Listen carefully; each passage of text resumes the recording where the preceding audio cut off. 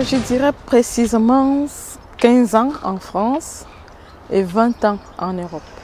Alors, pour dire vrai, j'ai d'abord commencé une formation dans le secteur social où j'ai obtenu le diplôme en Italie. Donc j'ai fait 5 ans en Italie.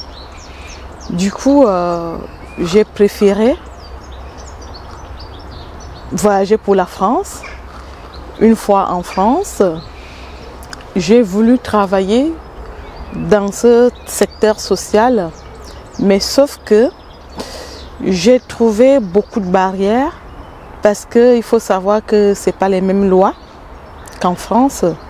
Du coup, je suis allée, j'ai fait la reconnaissance de mon diplôme qui a été bien reconnu, mais on m'a demandé de repartir à l'école pour valider mon diplôme, bien vrai que c'était un diplôme de l'Union européenne.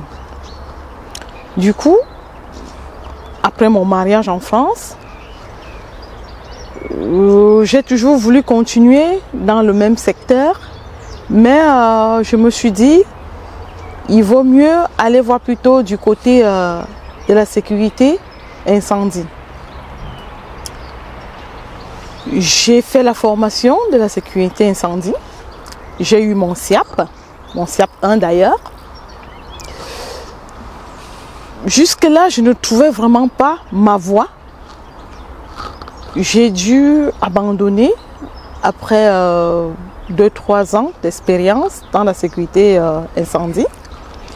J'ai basculé dans la santé. Et dans la santé, j'ai vraiment retrouvé ma voie.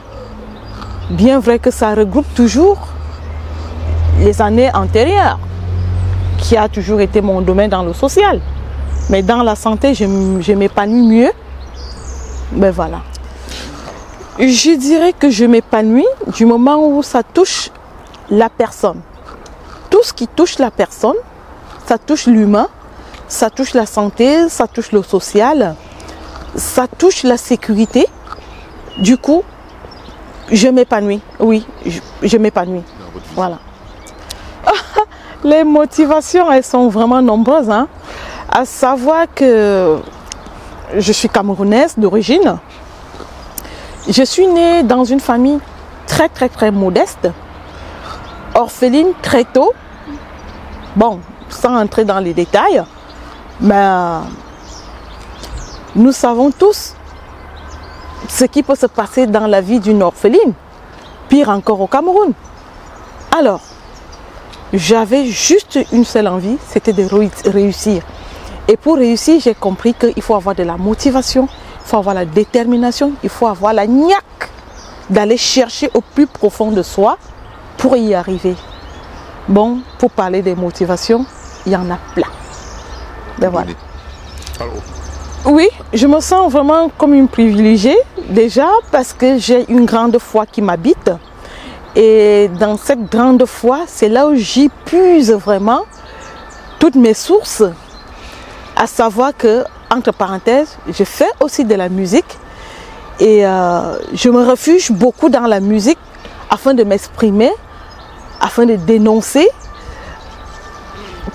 afin de trouver vraiment cet épanouissement que j'ai longtemps cherché dans le travail, dans la société, malgré les coups que l'on prend tous les jours, que ce soit à travers la famille, à travers les amis. Mais toujours est-il que j'ai vraiment ce sentiment d'être une privilégiée de la vie et de la société. Mon parcours doit être inspirant, rien qu'à savoir d'où je suis partie et d'où je suis aujourd'hui, c'est-à-dire savoir. Si on ne sait pas d'où on vient, on ne peut pas savoir d'où on va. Donc, à dire aux gens, il faut beaucoup de courage, beaucoup de détermination et surtout la patience. Et dans la patience, il y a le travail. Beaucoup d'amour de soi, d'estime et le respect envers autrui. Aujourd'hui, je suis française d'origine camerounaise. C'est vraiment une grande inspiration. Ben voilà. Soyez confiants, ayez la foi, aimez-vous tel que vous êtes et vous y arriverez. Comme Christia Love.